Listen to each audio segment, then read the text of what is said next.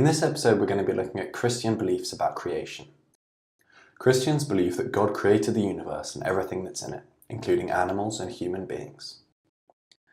Some Christians interpret Genesis and John as indicating the presence of the Trinity in the process of creation. The story of creation can be found in the Bible, including the accounts in the first 2 chapters of Genesis. There are some Christians who believe that all biblical accounts should be accepted as literally true, and others who believe that some Bible accounts are metaphors. So to recap that, the story of creation can be found in the Bible. There are some Christians who believe that all biblical accounts should be accepted as literally true, and others who believe that some Bible accounts are metaphors. And which of the following Bible passages are interpreted by some Christians to indicate the presence of the Trinity in the process of creation?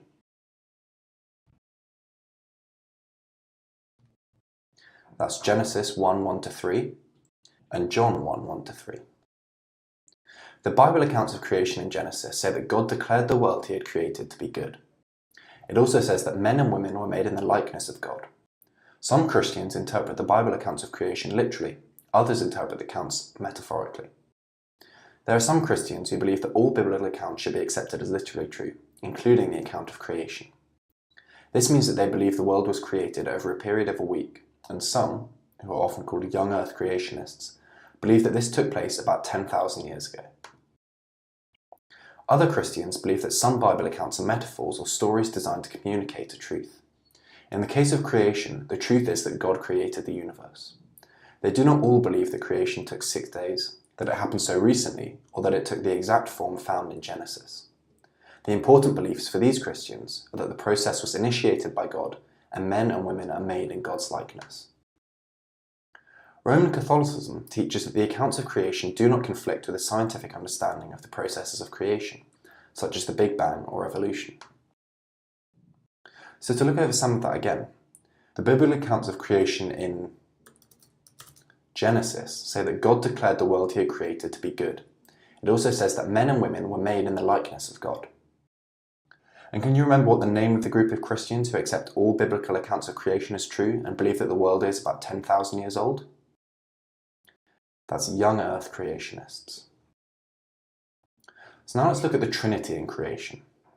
Some Christians interpret the Bible accounts of creation as indicating the presence of the Trinity in the process of creation.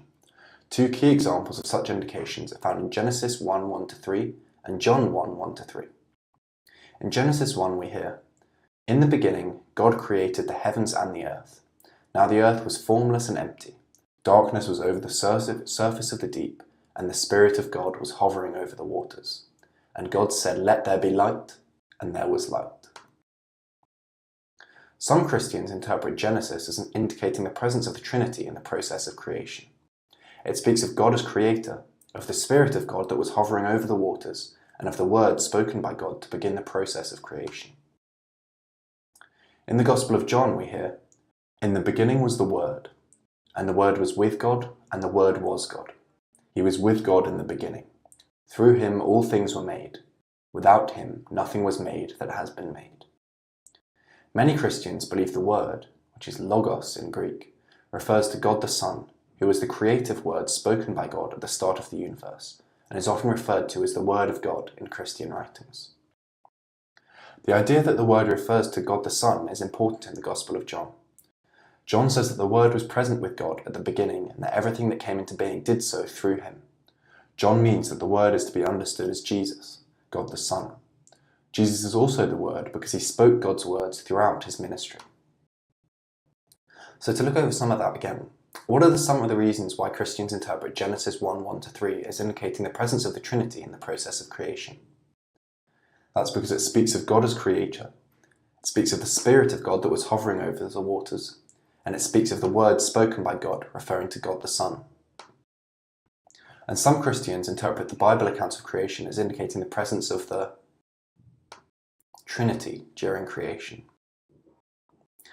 Do all Christians believe that all biblical accounts of creation should be accepted as literally true? No, that is false. And in reading the Gospel of John, many Christians believe the Word refers to God the Son, who is the creative word spoken by God. And in what sort of interpretation do Christians who believe that some Bible account story is designed to communicate a truth and not a factual account of what happened? That's a metaphorical interpretation. Whereas in a literal interpretation, Christians believe that all biblical accounts should be accepted as factually true, including the account of creation. Roman Catholicism teaches that the accounts of creation do not conflict with a scientific understanding of the processes of creation, such as the Big Bang or evolution. What type of biblical interpretation is this? That's a metaphorical interpretation. That's all you need to know about the creation in Christianity.